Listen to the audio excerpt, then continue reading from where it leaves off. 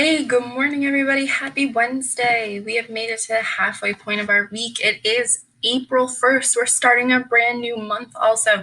It is amazing. I just wanted to let you guys have a quick update. And so I was really thinking that maybe I just shouldn't give any work today. You guys have been working really hard, and I've definitely noticed that. And you guys, you've really been putting in the effort, which is awesome. However, I'm the English teacher, and today is April Fool's Day, so I'm totally just messing with you. We're definitely having work to do today, and so here it is. So let's quickly go through it. So what you guys are going to do is I'm going to post this video right here as usual. Previous assignments are still here, and just because this has the poetry terminology stuff, so in case you need to reference it for any reason today, this is your assignment. So what you're going to do is you're going to click on this link. It's going to open you up to Sonnet 130 by William Shakespeare. I want you to read through it, kind of have your first impressions, think about what you're reading. Then you're going to click on here. You're going to watch my breakdown video. I try to break it down into, different pieces so you guys can see what the poem's all about. I definitely want you guys, though, to read it first and see if you guys can figure it out yourself and see then if we have similar or different ideas. And then you're going to just have some quick questions. Okay, so it's the usual kind of setup, some vocab to define, asking for imagery, this idea of the volta. Where is the shift in the poem? Okay, so where does it kind of take a turn?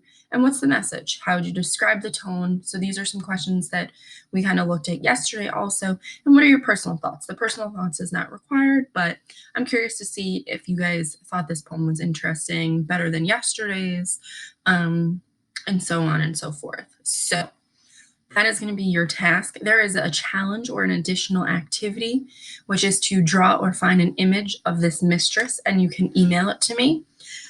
So basically, William Shakespeare is going to be describing this mistress, or a lot of his poems, she's known as the Dark Woman. And so, because she's very mysterious and they don't know who he's actually writing about. Sometimes people think it's his wife, sometimes they think he had another woman. So you guys can try to come up with a picture based on the imagery that's provided, which might be pretty cool. So that is what your assignment is for today. Quickly here, it's Wednesday, so I did fun facts last Wednesday. So many of you guys own Apple products, and so in 1976 the Apple Computer Company actually started. So Steve Jobs and two other gentlemen started in 1976, so almost 50 years ago Apple was started.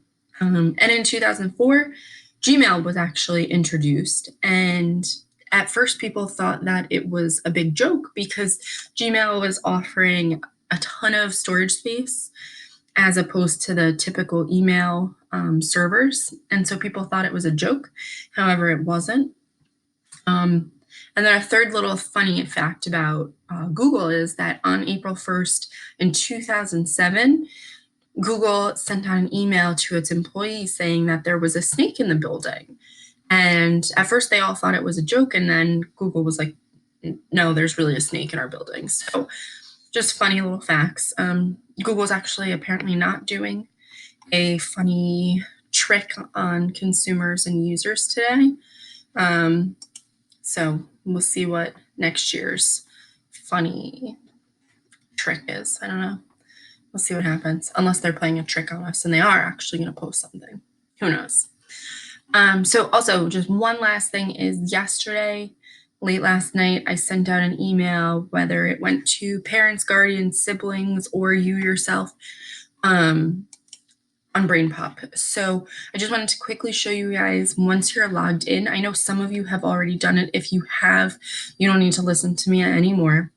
But if you haven't, I've logged into a student account. So this way you guys are able to see if for some reason your teacher says you have an assignment and when you click on all classes, you don't see your class here, okay, and you don't see the assignment here, email them and ask them for the code. And then you would click enter code and they'll give you some strange combination of a word and some letters. numbers. So it'll be a weird word, a random word, and then numbers. And they'll give it to you or they'll put you in themselves. Then here you guys have notifications. Joey, sorry, I hope that didn't mess up your notifications, but you have some notifications. And so here you go. So you would click notifications. This will pop up if teachers have submitted to you any updates on your quizzes or assignments, if they've posted something new. And when you click dashboard, it's going to bring you to this. And so it's going to show you your current assignments. I've also put in a poetry assignment for you guys as an extra thing. You don't have to do the poetry assignment, but it's there because we're working on poetry. And then you have some other assignments here. You can change your classes, so you can click the drop down and go to a different class, and you'll be able to see what assignments you have. So if you guys have any questions about this, let me know. I know you guys are all pretty well versed in BrainPop, and then once you complete the task, it should just give you the option to submit your assignments, okay? So like I said, if you guys have any questions, let me know, and I look forward to hearing from you guys. All right, I'll talk to you later. Happy April Fool's Day. Don't play too many tricks. All right, guys, talk to you later, bye.